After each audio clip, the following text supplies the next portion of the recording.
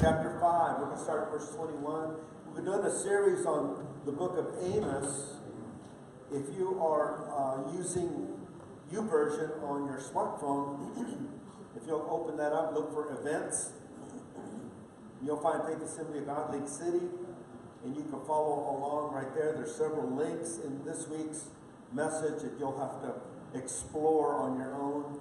We'll talk a little bit about them, and you'll be able to look at them at home on YouTube or some other sources. Amos chapter 5, verses 21 through 24. There's some tough scriptures here this morning. Amos 5:21. I hate all your show and pretense, the hypocrisy of your religious festivals and solemn assemblies. I will not accept your burnt offerings and grain offerings. I won't even notice all your choice peace offerings. Away with your noisy hymns of praise. I will not listen to the music of your harps.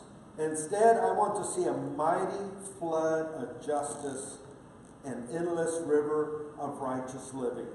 So what was going on, we understand what was going on in the time that Amos was writing this, was that the people of Israel had become very religious, but they, in the process, right, they had overlooked justice.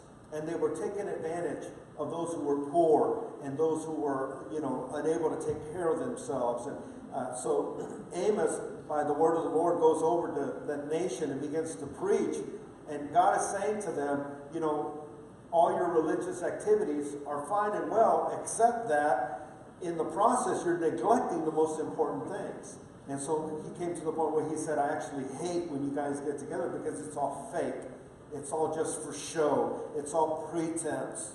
And, we needed to look at this. The topic is, of course, on integrity, justice, and righteousness. The big idea of this particular message this morning is that going through the motions of religious acts means nothing when the rest of your life isn't in obedience to God. Our application point today is that we are to examine our life.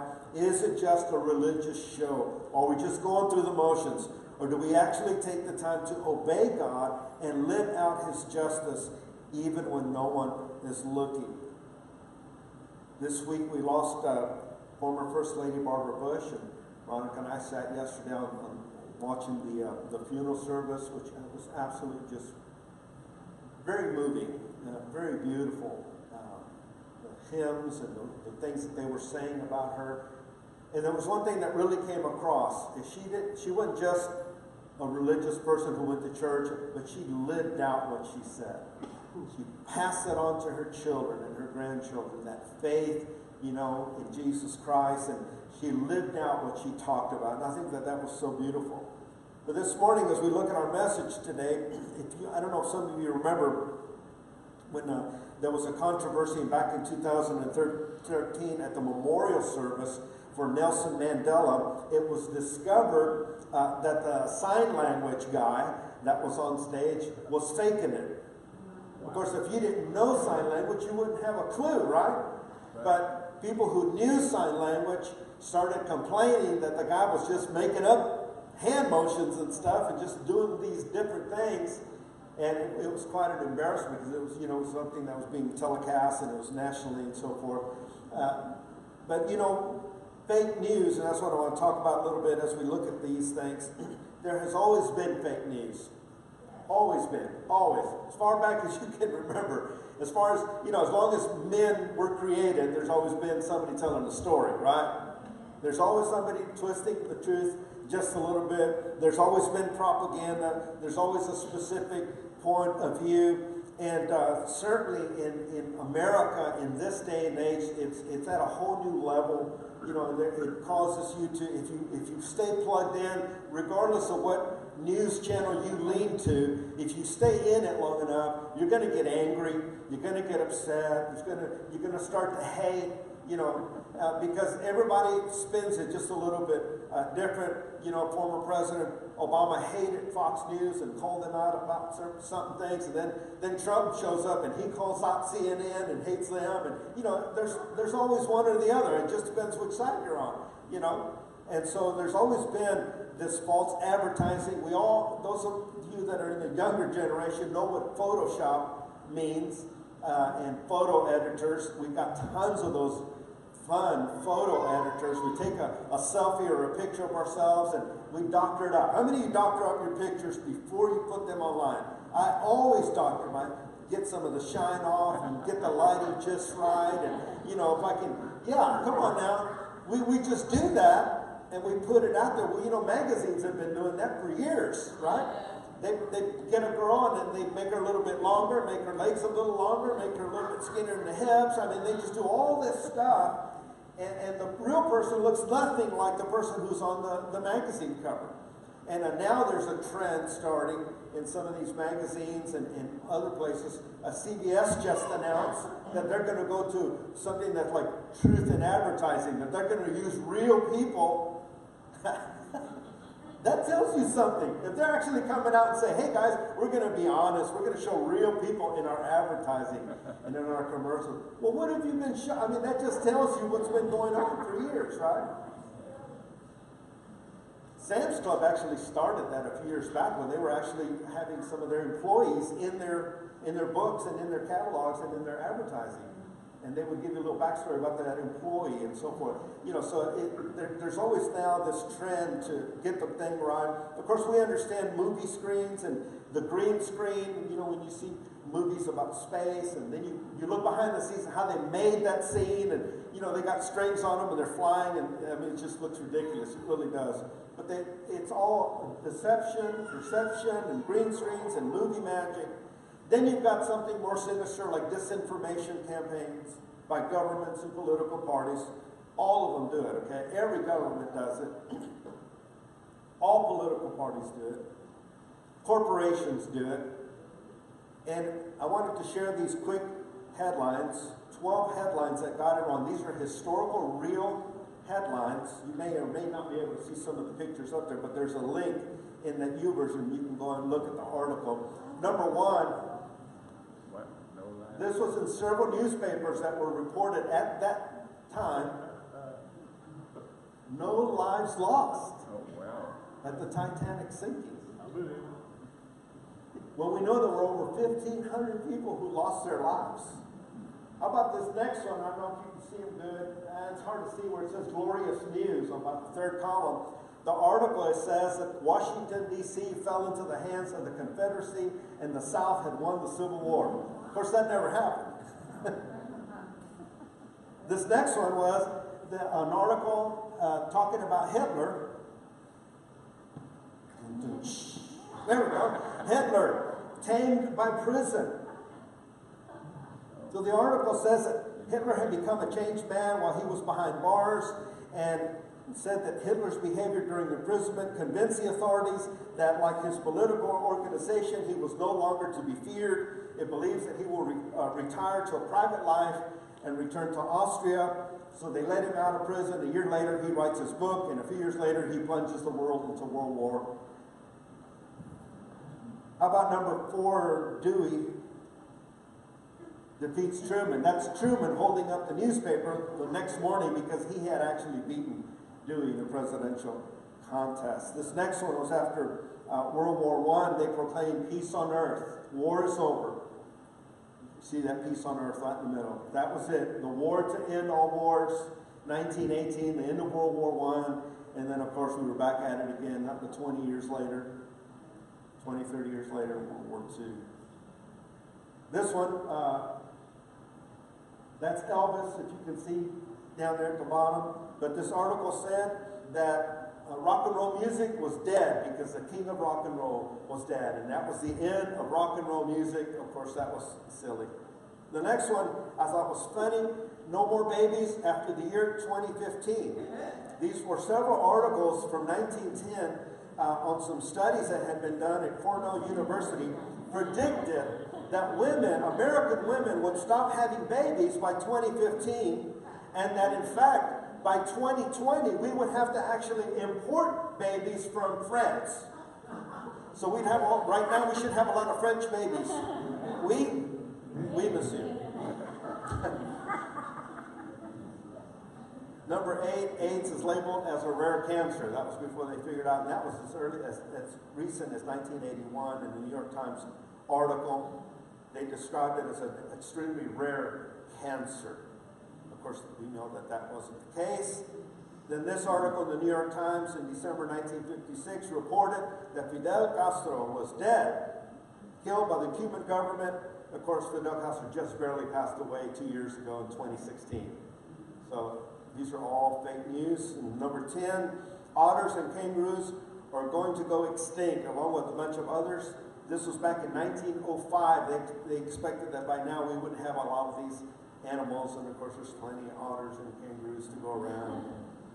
This one was weird. Mars inhabited by a giant eyeball. This was in 1912. The Salt Lake Tribune published that Mars had canals created by some giant biomass, and went a step further, suggesting they were caused by a giant eyeball growing up from the surface of the planet.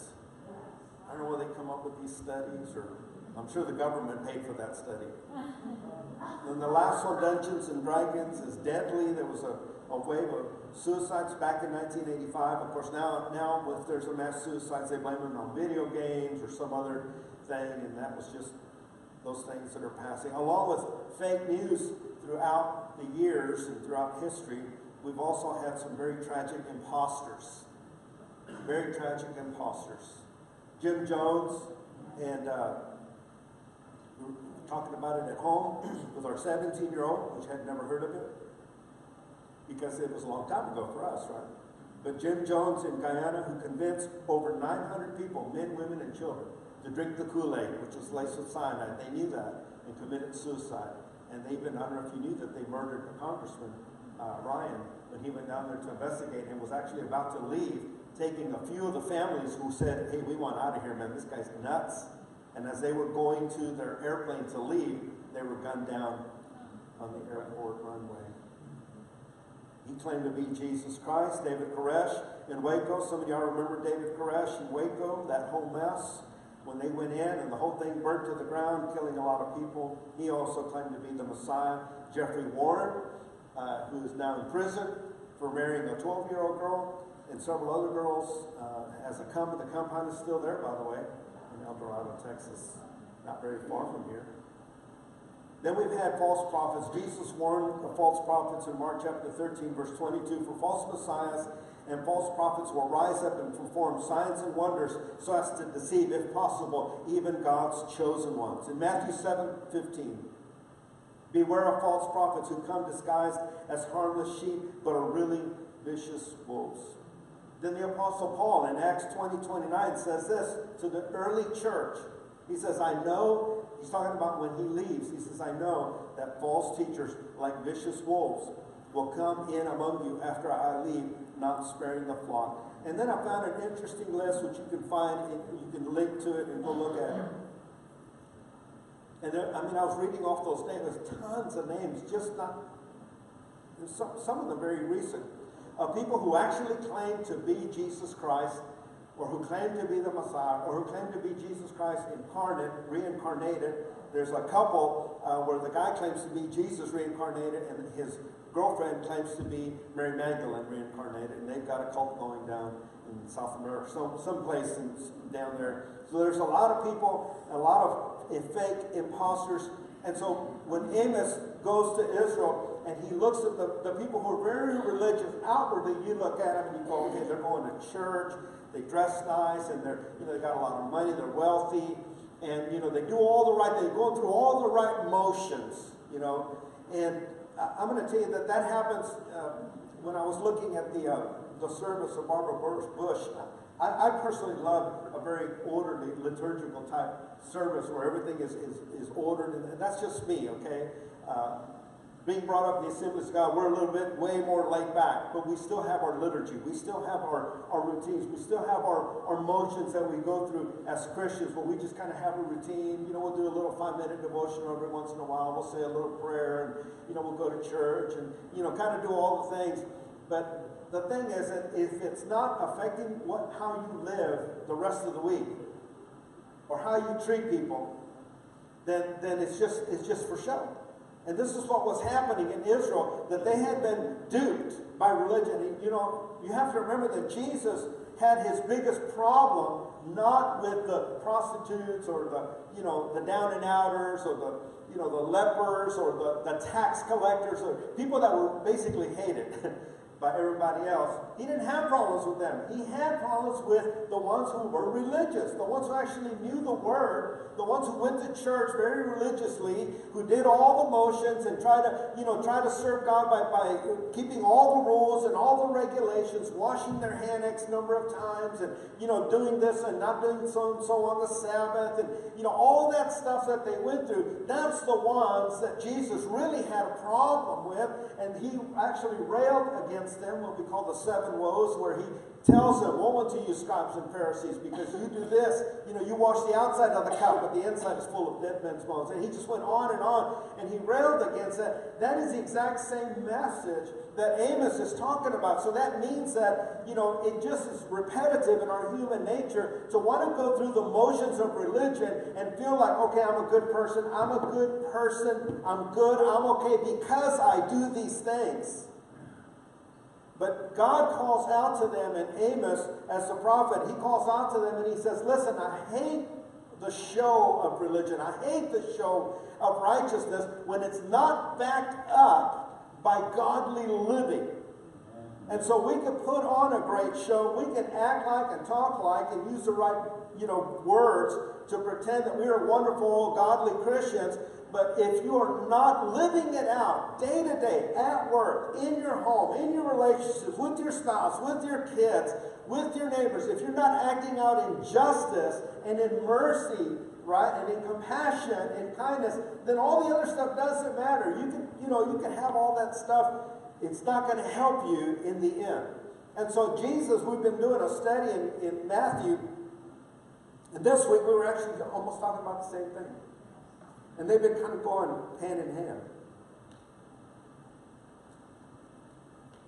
And in Matthew, Jesus is talking about the same thing. He's saying that, we just put up this show, but it has to show up. And so the last thing we talk about this morning is what is the real thing. In Matthew chapter 7, verses 15 through 20, he says to those who are hearing him at the time, he says, "Beware of false prophets who come disguised as harmless sheep, but are really vicious wolves." Then he goes a step further. He says, "You can identify them by their fruit." So we bought a little twig of a tree that was on sale last year and decided to plant it. And this year, now we're in spring, it turns out that now I know for sure that it is a fig tree. Anybody know why? Want to know why? Of course you know. Because it's got figs. Right. Now, if it would have had peaches, I would have been upset. Although I like peaches, and we might buy a peach tree, but we wanted a fig tree. And so the proof is by its fruit. Amen. And that's what Jesus tells them. He says, by their fruit you will know them. By their fruit, by the way they act. Can you pick grapes from thorn bushes or figs from thistles? A good tree produces good fruit, and a bad tree produces bad fruit. A good tree can't produce bad fruit, and a bad tree can't produce good fruit. So every tree that does not produce good fruit is chopped down and thrown into the fire. Yes, just as you can identify a tree by its fruit, so you can identify people by their actions. Amos and Jesus are repeating the same theme, that if we are believers and we call ourselves Christians, then it's not on, the outward show of things, but it's in how we actually live from day to day. How are you working when you go to work? How are you treating your coworkers or your boss or your employees? How are you treating your spouse? Now, when everything's going good is one thing, but when you're upset and when things aren't going your way, what happens? Does the wolf come out? Anybody? Anybody have an inner Dr. Jekyll and Mr. Hyde anywhere? Thank you for your honesty. I see a couple of hands. That's right. That's right. You better raise your hand because your spouse is going like this. Right? Right there. Right there. So we can all, you and I have met people and you go, okay, that person, they're going to make me lose my religion any minute now. Right? Spirit of slap is coming on you and you're fighting back. Then I'm going to be in jail for assault and battery here any minute now. Well, that's when the power of the Holy Spirit needs to come in, right? Right? Because we need the power of the Holy Spirit, not just when things are going good, but especially when things are going bad. When the stress is on, when we're in the pressure cooker of life, when the money is not working out like we want it to, and the illness has hit harder than we thought it would, and life has thrown us a curve, and we say we're Christians, but we're not acting like it. We're not falling on our faith. We're falling on our own strength. We're falling on our own ingenuity. We're leaning on our own resources instead of crying out to God and say, you know what? I believe I'm doing the right thing. I believe I'm trying to serve God. I'm going to trust God. I'm going to just lean into God when I'm sick, when I'm poor, when I'm angry, when I'm stressed, when I'm depressed, when I'm frustrated. I'm going to lean into God and trust that He's going to help me do it, because that's where my faith is lived out. Not so much in the good things and coming to church and all that. That's great and wonderful, and the worship, all that stuff. But it's in the daily living that we prove who we really are. Amen. Because that's when the real person comes out, when things are not going good, right? And you start to find out what's genuine. Some of you know that I work for a hospice as a hospice chaplain. And there's one thing you find out when you're dealing with people who are at their end of life. You find out what they really believe. You find out what's really important to them. You find out whether they're really holding on to their faith, or it was just, it was just a thing. And so that's why when I saw Barbara Bush's funeral and heard all the things that her children said, and people that knew her for years, friends of hers that knew her for decades, say the kind of person she really was. That's beautiful. What a testimony, right? What a legacy to leave behind of the genuineness of her faith, of who she really was. And that's what Jesus and Amos are trying to teach us this morning. In James 1:27, James says this: religion that God our Father accepts as pure and faultless as this, to look after orphans and widows in their distress, and to keep oneself polluted from the world. You see, it's never been about the show, but it's about the fruit that flows from a genuine relationship with the Lord Jesus Christ. So there's all kinds of, there's Episcopalian and Presbyterian, there's Catholic, there's Baptist, and Pentecostal, there's all these different things. And I believe in every single one of those, there are some God-fearing people in every one of those that love God. And in every one of those, including the Assemblies of God, in every one of those, all of those, there are some fake people in there. And sometimes we tend to look at those other religions and we say, well, they're fake, so that whole religion is bad. Don't we do that? Yeah, that he's a fraud. So that means that the whole thing is, that's not true. Because I know some people in the Assemblies of God that are not too bright and don't shed a good light on the whole denomination. God help us. But that's because we're people. We're imperfect. But in every one of those, there are people who love God.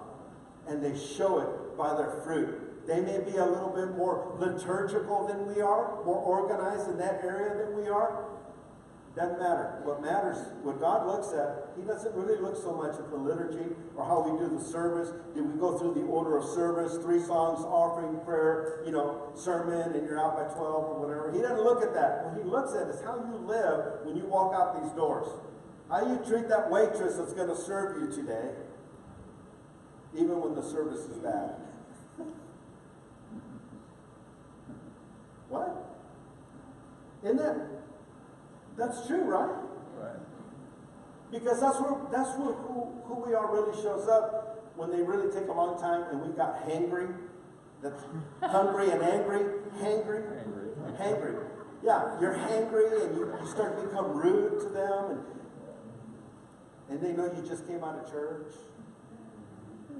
That's where the rubber meets the road. Or when somebody who has a need, and we are kind to them and compassionate, and we give sacrificial, we love them, or we pray for them, or we help them.